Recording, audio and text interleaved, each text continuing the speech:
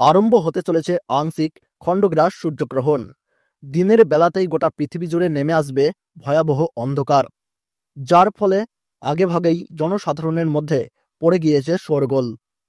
আংশিক খণ্ডগ্রাস সূর্যগ্রহণের বিশাল প্রভাব পড়বে বিশ্ববাসীর জীবনে। বিগত প্রায় 150 বছরের মধ্যে সবচেয়ে বড় ও বিরল মহাজাগতিক সূর্যগ্রহণ শুরু হচ্ছে। এই গ্রহণটি খুবই গুরুত্বপূর্ণ, কারণ গ্রহণের স্থায়িত্বকাল 3 ঘন্টা 53 মিনিট ধরে চলতে থাকবে। অর্থাৎ 4 ঘন্টার কাছাকাছি সময় ধরে একটানাভাবে কিন্তু গ্রহণটি প্রায় সব জায়গাতেই দেখা যাবে। মাঝে মধ্যেই বিশ্ববাসী নানান ঘটনার সাক্ষী থেকে যায়, যার মধ্যে এই গ্রহণটি কিন্তু অনেক বেশি প্রভাবশালী।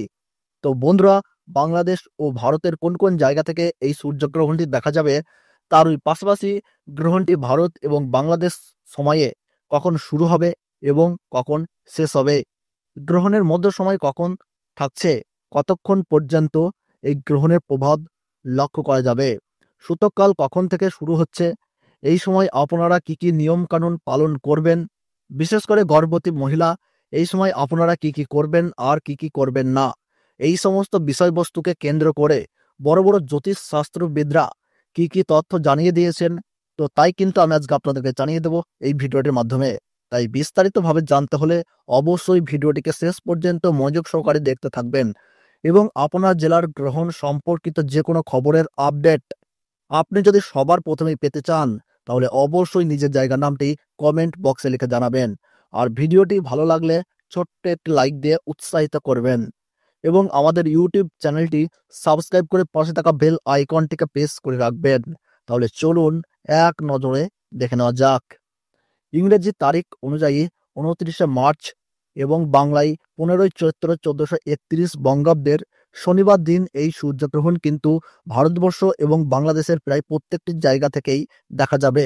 পশ্চিমবঙ্গের কলকাতার পাশাপাশি বাংলাদেশের ঢাকা, সিলেট, চট্টগ্রাম, নোয়াখালী, পাবনা, খুলনা, রাজশাহী, বিবাড়িয়া, কিশোরগঞ্জ, সুনামগঞ্জ, নেত্রকোনা এইসব জায়গা থেকে কিন্তু এই সূর্যগ্রহণটি স্পষ্টভাবে দেখা যাবে। বাংলাদেশের সময় অনুযায়ী দুপুর 2:51 এই সূর্যগ্রহণটি কিন্তু শুরু হবে। গ্রহণের মধ্য সময় এখানে থাকবে বিকেল 4:44 এবং গ্রহণটি বাংলাদেশে শেষ হবে সন্ধ্যা 6:44 এবং ভারতীয় সময়সূচি অনুসারে এই গ্রহণটি কিন্তু শুরু হবে দুপুর 2:21 এবং এই গ্রহণটির মধ্য সময় থাকছে বিকেল 4:17 এবং এই গ্রহণটি কিন্তু শেষ হবে সন্ধ্যা 6:14 গ্রহণের মোট স্থিতিকাল 3 ঘন্টা 53 মিনিট এবং গ্রাসমান 0.937। ধন্যবাদ।